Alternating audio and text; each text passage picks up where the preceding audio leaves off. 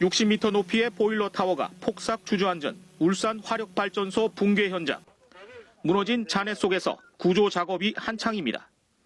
휘어진 철골과 뒤엉킨 구조물을 헤집고 수색을 벌이던 대원들이 오늘 오전 매몰자 3명을 추가로 발견했습니다. 이 가운데 2명이 구조됐지만 사망 판정을 받았습니다.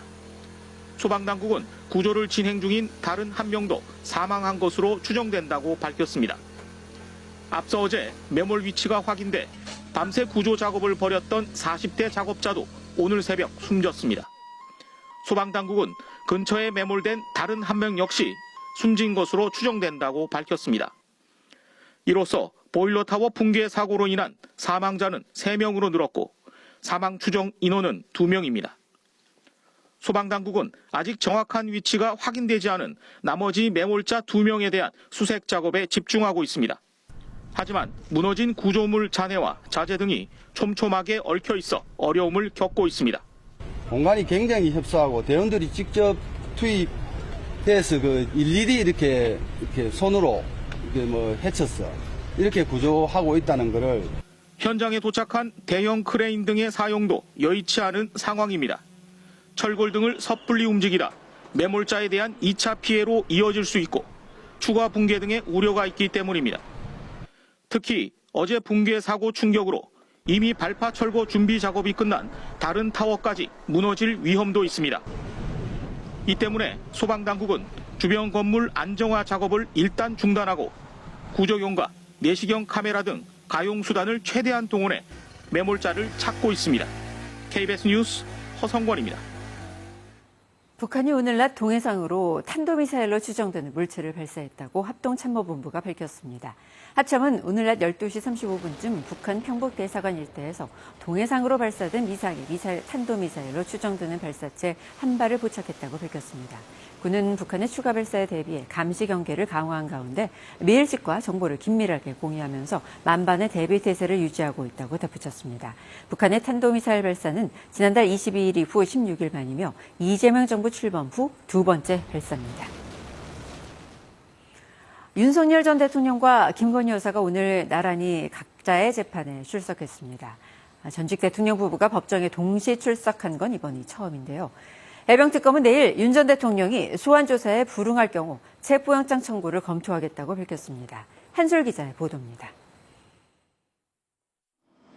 윤석열 전 대통령과 김건희 여사가 오늘 서울중앙지법에서 열린 재판에 동시 출석했습니다. 윤 전 대통령은 체포 방해 혐의 재판에, 김 여사는 자본시장법 위반 등 혐의 재판에 나온 건데 이들이 함께 법원에 온 건 이번이 처음입니다. 다만 두 사람이 오늘 법원에서 마주치는 일은 없을 것으로 보입니다. 법무부가 두 사람의 동선이 겹치지 않도록 사전에 조율했기 때문입니다. 김 여사 측은 이날 재판부에 건진법사가 건넸다고 주장하는 고가 목걸이에 대해 DNA 감정을 해달라고 요청했습니다. 해당 목걸이를 사용한 사람이 누군지 과학적 방법으로 가려보자는 겁니다. 김 여사는 고가 가방 2개와 달리 목걸이는 받지 않았다고 주장하고 있습니다. 순직해병특검은 내일 오전 10시 수사 외압 의혹의 정점으로 지목된 윤 전 대통령에게 출석 조사를 통보했습니다. 윤 전 대통령 측은 불출석 의사를 밝혔지만 특검팀은 조사는 예정대로 이뤄질 것이라고 강조했습니다. 불출석할 경우 체포영장 청구까지 검토하겠다고 했습니다. 충분한 시간 여유를 주고 재판 일정이 없는 토요일로 조사 날짜를 정한 만큼 윤 전 대통령에 대한 조사는 예정대로 진행하겠다는 것이 특검의 입장입니다. 김건희 특검은 내일 오전 오세훈 서울시장을 소환합니다. 오 시장은 2021년 4월 서울시장 보궐선거를 앞두고 명 씨로부터 미공표 여론조사를 제공받고 비용을 대납했다는 의혹을 받고 있습니다. KBS 뉴스 한솔입니다. 조금 전 전해드린 북한 미사일 발사 관련 기사에서 북한 평북 대사관 일대를 평북 대관 일대로 바로 잡습니다. 다음 소식입니다. 이재명 대통령이 김철수 대한적십자 회장이 외국 대사들을 상대로 인종차별적 언행을 했다는 보도와 관련해 감찰을 지시했습니다. 김남준 대통령실 대변인은 오늘 공지를 통해 이재명 대통령은 해당 행위를 엄중히 질책하고 복지부에 감찰을 지시했다며 모든 차별과 혐오에 대해 확실한 근절 대책을 수립하라고 각 부처에 지시했다고 밝혔습니다. 앞서 한 언론사는 김철수 적십자사 회장이 2023년 적십자사 갈라쇼 이후 앙골라, 스리랑카 등 대사들을 대상으로 얼굴이 새까만 사람들만 모였다는 등의 인종차별적 발언을 했다고 보도했습니다. 서울시가 시내 지역주택조합들에 대해 전수조사를 진행한 결과 100여 곳의 조합에서 550건의 지적사항이 나왔습니다. 사업 추진이 사실상 불가능하다는 점을 숨긴 채 조합원들에게 투자금을 받거나 조합 관계자 개인 계좌로 자금을 운용한 사례 등이 무더기로 적발됐습니다. 최광호 기자가 보도합니다. 서울 시내 추진 중인 지역주택조합 100여 곳에서 조합 비리 등의 부정행위들이 무더기로 적발됐습니다. 서울시는 지역주택조합 118곳에 대해 전수조사를 진행한 결과 106곳의 조합에서 550건의 지적사항이 적발됐다고 밝혔습니다. 부적절한 회계 처리 등이 117건으로 가장 많았고 총회 의결사항 미준수, 정보공개 미흡 등이 그 뒤를 이었습니다. 지역주택조합은 무주택자 등이 직접 조합을 만들어 토지 확보 등의 개발 사업까지 스스로 진행하는 방식으로 기존 토지나 주택 소유자들로 구성되는 재개발 조합과는 개발 방식과 사업 성공률 등의 차이가 있습니다.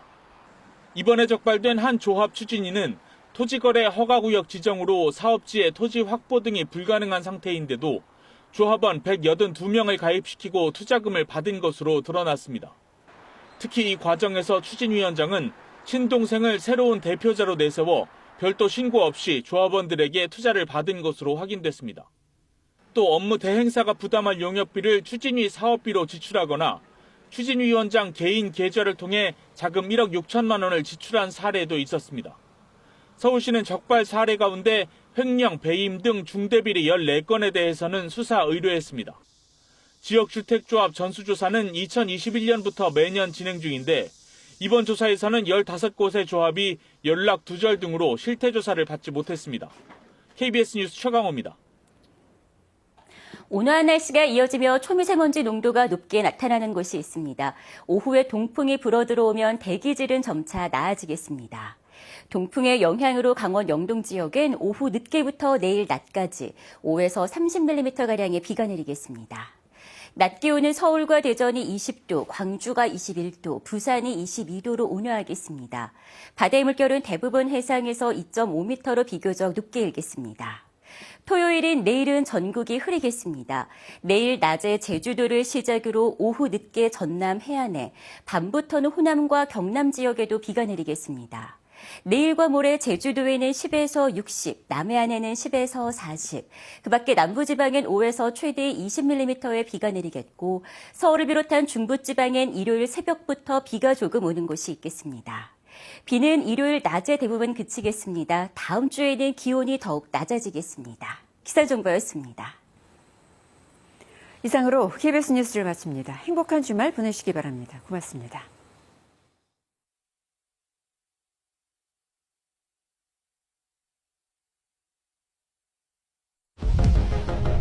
엘리베이터 안전사고 예방 행동 요령을 알아볼까요? 엘리베이터 내에서는 출입문에 기대거나 뛰는 행동은 하지 맙시다. 반려견은 출입문에 목줄이 걸리지 않도록 안고 탑승하며 화재, 지진, 폭우로 인한 침수 발생 시 엘리베이터는 이용 금지이고 엘리베이터가 갑자기 멈췄다면 비상벨을 누르고 현재 상황과 승강기 고유 번호를 전달합니다. 엘리베이터 안전사고 예방 행동 요령을 기억하세요. 안녕, 이건 장애인 방송. 난 이렇게 써. 시끄러운 곳에서 온전히 집중하며 직접 보지 않아도 즐길 수 있고 미디어로 함께 소통할 수 있는 우와, 이거 어떻게 하는 건데? 버튼 하나면 충분해. 장애인과 비장애인이 모두가 미디어에 편견 없이 접근할 수 있도록 내 안에 미디어를 깨우다. 장애인 방송이 함께합니다.